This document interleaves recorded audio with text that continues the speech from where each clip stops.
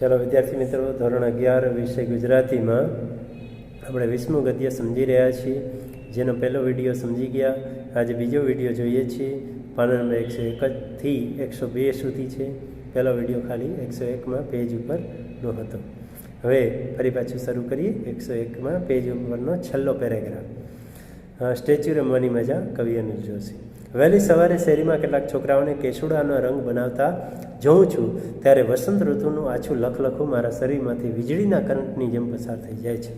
અને અનિલ જોશી કહે છે કે વહેલી સવારે શેરીની અંદર કોઈ છોકરાઓને કેસુડાના રંગ બનાવતા, કેસુડો જેને ખાખરો પણ કહેવાય, પલાશ પણ કહેવાય, આ કેસુડો જ્યારે ફાગણ મહિનો આવે, હોળીનો તહેવાર આવે ત્યારે પૂર બહારમાં ખીલી ઉઠ્યો હોય છે અને એના ફૂલથી બધા એના રંગ બનાવતા હોય છે.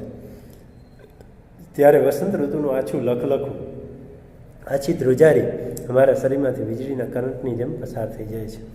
વસંત ઋતુની આછી ધ્રુજારી જાણે મારા શરીરમાંથી વીજળીના કરંટની જેમ પસાર થઈ જાય. જેમ મનોજ ખંડેરિયા કહે છે કે આ ડાળ ડાળ જાણે કે રસ્તા વસંતના, ફૂલો એ બીજું કંઈ નથી પગલાં વસંતના. તો એ રીતે વીજળીના કરંટની જેમ પસાર થઈ જાય. પાંડુ જેવો કેસુડા ને અડકવા જાઉં છું પણ અડકી શકતો નથી. પાંડુ જેવો એટલે પાંડવોના પિતા, પાંડુ એટલે પાંડવોના પિતા જેવો હું કેસુડાને અડકવા જાઉં છું પણ અટકી શકતો નથી. કોઈ તોફાની છોકરો મને રંગ છાંટી દેશે તો, લેખકને એમ લાગે છે કે કોઈ તોફાની છોકરો, ટીખડી છોકરો મને રંગ છાંટી દેશે તો, એવી બીકથી થથરીને હું એક ઢાળિયામાં ભરાઈ જાઉં છું. અને એવા ડરથી ધ્રુજીને હું એક ઢાળિયાની અંદર, એક ઢાળિયું એટલે એક જેનો એક જ ઢાળ હોય એવું ઘર એને કહેવાય એક ઢાળિયું. તો એક ઢાળિયાની અંદર ભરાઈ જાઉં છું, ઘૂસી જાઉં. એ ઢાળિયાની ગોખલા જેવી બારીમાંથી જેટલી દેખાય એટલી શેરી જોઉં છું ત્યારે મને લાગે છે કે શેરી બદલાઈ નથી પણ હું બદલાયો છું. અને એ પેલી એક ઢાળિયા જેવું જે ઘર છે જેનો એક જ ઢાળો હોય, તો એવા એક ઢાળિયાની ગોખલા જેવી બારી, ગોખલો જેવી બારી, અને બારીમાં જેટલું દેખાય એટલી શેરી જોઈ લઉં છું ત્યારે મને લાગે છે કે શેરી બદલાઈ નથી પણ હું બદલાયો છું.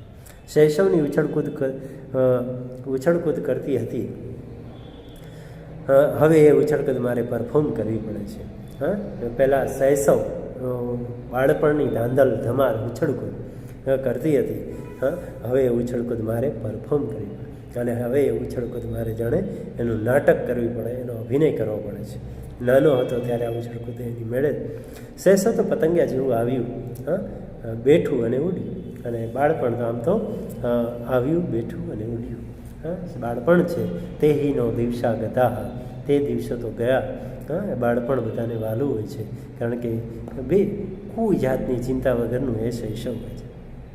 પણ એ શૈશવના ઉડી ગયેલા પતંગિયા કોઈ વાર મારા ચશ્માના કાચ ઉપર આવીને બેસી જાય છે. આમ અનિલ જોશી આજે પણ એ શૈશવને યાદ કરે છે અને કહે છે કે શૈશવના પતંગિયા જાણે કોઈ વાર મારા ચશ્માના કાચ ઉપર આવીને બેસે ત્યારે મારા ચશ્મા ઓગળીને રેલાઈ જાય છે. અને ત્યારે મારા ચશ્મા છે એ ઓગળી અને જાણે રેલાઈ જાય છે, એટલે કે શૈશવના સ્મરણોમાં ઘેરી વળે છે. એ આંખો જાણે શૈશવના સ્મરણોને ઘેરી જાય છે. સાલ્વાદોર ડાલીએ જેમ ઓગળતી ઘડિયાળનું ચિત્ર દોર્યું એમ ઓગળતા ચશ્માનું ચિત્ર દોરવાનું મન થાય છે. અને સાલ્વાદોર ડાલી એટલે કે સ્પેનનો પ્રસિદ્ધ ચિત્રકાર છે સાલ્વાદોર ડાલી. જેમ એણે ઓગળતી ઘડિયાળનું ચિત્ર દોર્યું એમ ઓગળતા ચશ્માનું ચિત્ર દોરવાનું લેખકને મન થાય છે.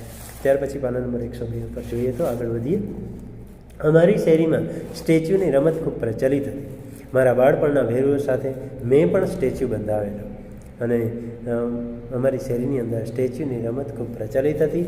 મારા બાળપણના ભેરુ એટલે મિત્રો સાથે મેં પણ સ્ટેચ્યુ એટલે સ્થિર કહી દેવાનું એ રમત બંધાવેલી. આ સ્ટેચ્યુ રમતની વિશેષતા એ હતી કે તમે સ્ટેચ્યુનો આદેશ આપી અને સામા ભેરુની બધી જ ક્રિયાઓ થીજાવી શકો છો. અને લેખક પોતાનું બાળપણ યાદ કરે છે કે અમે નાના હતા ત્યારે મારા મિત્રો, મારા ભાઈબંધો સાથે સ્ટેચ્યુની રમત રમતા. અને આ સ્ટેચ્યુની રમતની વિશેષતા એ છે કે તમે સ્ટેચ્યુનો આદેશ આપો, કોઈને સ્ટેચ્યુ કહો, અને તરત જ સામેના ભેરુને સ્ટેચ્યુ થઈ જવાનું, એને સ્થિર થઈ જવાનું, એ ક્રિયાઓ થીજાવી શકો. અમે બધા ભેરુઓ એકબીજાને સ્ટેચ્યુ કહી અને થીજાવી દીધાનો આનંદ લેતા. મારા ભેરુઓમાં ઝીણો કરીને એક ભરવાડનો છોકરો હતો. અને લેખક કહે છે અમે ઘણા બધા મિત્રો હતા, અમે બધા ભાઈબંધ હતા અને એકબીજાને આમ સ્ટેચ્યુ કહીને સ્થિર કરી દેવાનો આનંદ લેતા હતા. એમાં એક મારો ઝીણો નામનો ભરવાડનો છોકરો હતો. એ ઝીણો નામનો ભાઈબંધ એ હતો અને એ ભરવાડનો છોકરો હતો. એના લુગડામાંથી ગાય, ભેંસ અને બકરાની વાસ આવતી. કારણ કે ભરવાડ લોકો મોટે ભાગે એ ગાય, ભેંસ અને બકરા ઉછેર પશુપાલનનો વ્યવસાય કરનારા લોકો, એટલે એ છોકરાના કપડામાંથી લેખક કહે છે કે ગાય, ભેંસ અને બકરાની વાસ આવતી. એના નાકમાંથી દ્રવ્ય સતત ટપકતું જ હોય છે અને એના નાકમાંથી દ્રવ્ય સતત ટપકતું. આ ગેટવાળી શેરીમાં રહેતો અને ગેટવાળી શેરી ત્યાં તે રહેતો. ઉછળ કૂદમાં એને કોઈ પહોંચી શકતું નહીં. હા, ઉછળ કૂદ એમાં તો કોઈ એને પહોંચી ન શકે. એ છાપરા ઉપર એ ઝાડ ઉપર કે વાંદરાની જેમ સરસરાટ ચડી જતા. એ છાપરું હોય કે ઝાડ ઉપર ચડવું એટલે વાંદરાની જેમ સરસરાટ જાય. એ ઝીણો સ્ટેચ્યુ કહેવામાં ભારે ઉસ્તાદ હતો. અને આ મારો મિત્ર ઝીણો જે છે એ સ્ટેચ્યુ કહેવામાં એટલો બધો કાબેલ, એટલો હોશિયાર કે કોઈનો વારો ન આવે. હા, એ બીજાની પહેલાં જ એણે કહી દીધું. એટલો બધો ચપળ હતો કે અમને સ્ટેચ્યુ કહેવાનો મોકો જ મળતો નહીં. એટલો બધો એ સ્ટેચ્યુ કહેવામાં હોશિયાર કે અમે કહીએ પહેલાં તો એણે કહી દીધું હોય, અમને સ્ટેચ્યુ કહેવાનો કોઈ મોકો જ ન મળે. હા, એ અમે બધા મનમાં સમસમી રહેતા અને અમે બધા મનમાં સમસમી રહેતા. પણ ઝીણાની ચપળતાનો કોઈ જવાબ નહોતો. પણ ઝીણાની ચપળતાનો, એની હોશિયારીનો કોઈ જવાબ નહોતો. ઝીણાને સ્ટેચ્યુ કહીને થીજાવી દેવાના અમે અનેક પ્લાન કર્યા, પણ અમારી ક્યાંય ફાવી નહીં. અને લેખક કહે છે કે ઝીણાને સ્ટેચ્યુ કહેવાનો મોકો અમે ગોતતા હતા અને થીજાવી દેવાનો, સ્થિર કરી દેવાનો પ્લાન, એવા યોજનાઓ ઘણી બધી બનાવી, પણ અમારી ક્યાંય કારી ફાવી નહીં, ક્યાંય અમારી મહેનત પડી નહીં. એક દિવસ અમે ફળિયામાં નારગોલ રમતા હતા. ત્યાં શેરીમાં મોટો ગોહો ગોકીરો થઈ ગયો અને એક દિવસ અમે ફળિયામાં નારગોલ નામની રમત છે, તો નારગોલ રમતા હતા. ત્યાં શેરીમાં મોટો હો ગોકીરો થઈ ગયો, દેકારો થઈ ગયો, અવાજ થવા લાગ્યો અને ડેલીઓ ફટોફટ ઉઘડી ગઈ અને બધાની ડેલીઓ એ ખડકીઓ જાણે તરત ઉઘડી ગઈ. અમે નારગોલના ઠીકરા એમને મૂકીને ડેલી ઠેકતા ચોકમાં આવ્યા અને પેલી નારગોલની રમત રમતા હતા એના ઠીકરા મૂકી અને એમ ડેલીઓ ઠેકતા ચોકમાં આવ્યા. ચોકમાં આવીને જોયું તો ઝીણો વીજળીના થાંભલા સાથે ચોંટીને સ્ટેચ્યુ થઈ ગયા. અને લેખક કહે છે જ્યાં ચોકમાં આવીને જોઈ છે ને ત્યાં તો ઝીણો જે ભરવાડનો છોકરો હતો એ વીજળીના થાંભલા ઉપર ચડી ગયો હતો અને ત્યાં ચોંટી અને સ્ટેચ્યુ થઈ ગયો, સ્થિર થઈ ગયો હતો. અમારો જીવ તાળવે ચડી ગયો અને એને જોઈ અને અમારો જીવ પણ તાળવે ચડી ગયો. શેરીમાં ભેગા થયેલા લોકો ઉચ્ચક જીવે આ કંપારી છૂટે એવું દ્રશ્ય જોઈ રહ્યા અને શેરીમાં ભેગા થયેલા લોકો છે ઊંચક જીવે ઊંચાટથી, ચિંતાથી કંપારી છૂટી જાય, ધ્રુજારી છૂટી જાય એવું દ્રશ્ય જોઈ રહ્યા. કારણ કે ઝીણો છે ભાઈબંધ એ થાંભલે ચડ્યો છે અને ત્યાં અચાનક અકસ્માતે એ ત્યાં ચોંટી ગયો હતો અને એ દ્રશ્ય ધ્રુજારી છૂટી જાય એવું હતું. વીજળીનો પ્રવાહ અટકાવીને થાંભલા પરથી ઝીણાનું સબ નીચે થયું.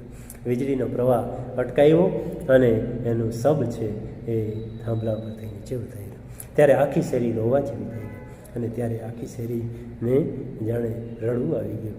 અમારા બધા ભેરુઓની આંખ સામે ઝીણો સ્ટેચ્યુ થઈ ગયો અને અમારા બધા ભાઈબંધની આંખ સામે એ ઝીણો છે એ સ્ટેચ્યુ થઈ ગયો. જેને અમે સ્ટેચ્યુ નહોતા કહી શકતા એ કેમ સ્ટેચ્યુ થઈ ગયો. એ પ્રસંગ હજી આંખ સામેથી ખસતો નથી અને આ પ્રસંગ છે હજી આંખ સામેથી દૂર થતો નથી. પણ હવે ઝીણાને કોણ કહે કે અમે તને સ્ટેચ્યુ કહ્યું નથી અને તું સ્ટેચ્યુ શું કામ થઈ ગયો? અને હવે એ ઝીણાને કોણ કહે અને ઝીણો સાંભળે પણ સ્ટેચ્યુ કહ્યું નથી. અમે કહીએ તને ક્યાં સ્ટેચ્યુ કહ્યું છે? શું કામ તો સ્ટેચ્યુ થઈ ગયું? તને કોણે સ્ટેચ્યુ કહ્યું? આ સવાલનો મને કોઈ જવાબ આપતો નથી. અને લેખક કહે છે અમે કોઈ કહ્યું નથી તો તને કોણે કહ્યું સ્ટેચ્યુ? અને આ સવાલ, આ પ્રશ્નનો જવાબ જાણે મને કોઈ આપતો નથી. આજે વીજળીનો થાંભલો મારી ગોખલા જેવી બારીમાંથી હું જોઉં છું ત્યારે હું પોતે જ સ્ટેચ્યુ થઈ જાઉં છું. અને આ વીજળીના થાંભલા જેવી ગોખલા જેવી બારી હું જોઉં છું ત્યારે પોતે જ સ્ટેચ્યુ થઈ જાઉં છું, સ્થિર થઈ જાઉં છું.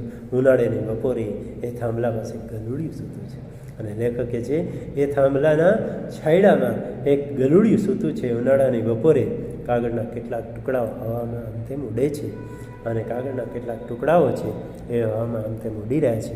એકાદ કાગડો થોડી ક્ષણ માટે એ થાંભલા પર બેસીને ઉડી જાય છે અને એકાદ કાગડો છે એ થોડીક વાર માટે એ થાંભલા પર આવીને બેસી ઉડી જાય છે. એ સિવાય થાંભલા પછી કાગળના છૂટા છવાયા ટુકડાઓને પાગલ પવન મન ફાવે તેમ ઉંચકે છે. અને આ સિવાય થાંભલા પાસે જે કાગળના છૂટા છવાયા વેર વિખેર ટુકડાઓ છે એ પાગલ પવન એટલે ઉન્મત્ત પવન, ગાંડો પવન એ જાણે મન ફાવે તેમ એને ઉંચકે છે, આડાવડા કરે છે અને પછી ગમે ત્યાં ફેંકી દે છે. અને આડાવડા કરીને ગમે ત્યાં ફેંકી દે છે. એ રઝળતા કાગળના ટુકડાઓ ભેગો હું કાગળ થઈને મારી શેરીમાં રઝળ્યા કરું છું. અને રઝળતા કાગળના ટુકડાઓ ભેગો હું કાગળ થઈ અને મારી શેરીમાં રઝળ્યા કરું છું. જાણે લેખક પોતાના બધા ભાઈબંધોનું વર્ણન કરતા હોય એવું લાગે છે કે જાણે બધા ભાઈબંધ આમ કાગળના ટુકડાની વેર વિખેર થઈ ગયા છે અને પોતે આમ તેમ રઝળે છે, આડાવડા કરે છે, ગમે ત્યાં ફેંકી દે છે અને કાગળ થઈને મારી શેરીમાં રઝળ્યા કરે છે. બધા જ સ્ટેચ્યુ થઈ ગયા છે, કોઈ હાલતું નથી, કોઈ બોલતું નથી. બધા જ જાણે સ્ટેચ્યુ થઈ ગયા છે, સ્થિર થઈ ગયા છે, કોઈ હાલતું નથી કે બોલતું નથી. વિષાદ ભર્યા પગલે હું મારા ઘરની ઓસરીમાં આવું છું અને દુઃખ ભર્યા પગલે મારા ઘરની ઓસરીમાં આવું છું. એ ઓસરીમાં ઠાકોરજીના આડિયા પાસે અટકું છું. આવું છું ઓસરીમાં ઠાકોરજી ભગવાન ની મૂર્તિ જે રાખી છે એ આડિયો ગોખલો છે ત્યાં અટકું છું. હળવે હાથે ધીમેથી આડિયો ખોલું છું અને હળવા હાથે એ ઠાકોરજીનો આડિયો ગોખલાને દરવાજો ખોલું છું. આડિયો ખોલતા શ્રી કૃષ્ણની પિત્તળની મૂર્તિ જોતાં ભગવાન તમે પણ સ્ટેચ્યુ થઈ ગયા? અને અનિલ જોશી કહે છે મને એવું લાગે છે આડિયોનો દરવાજો ખોલતા શ્રી કૃષ્ણની જે પિત્તળની મૂર્તિ જોઉં છું ત્યારે મને ભગવાન પણ સ્ટેચ્યુ થઈ ગયા હોય એવું લાગે છે. અને ભગવાન તમે પણ સ્ટેચ્યુ થઈ ગયા એવો સવાલ પૂછી અને મૂર્તિ પાછી મૂકી દઉં. આવો પ્રશ્ન પૂછીને પાછી મૂર્તિ મૂકી દઉં છું. આડિયો બંધ કરી દઉં છું અને જન્માષ્ટમીના દિવસોના સ્મરણથી હું મેળામાં પહોંચી જાઉં છું. આડિયો બંધ કરું છું અને જન્માષ્ટમી 7મ 8મના દિવસોના એ યાદોમાં હું મેળામાં પાછો પહોંચી જાઉં છું.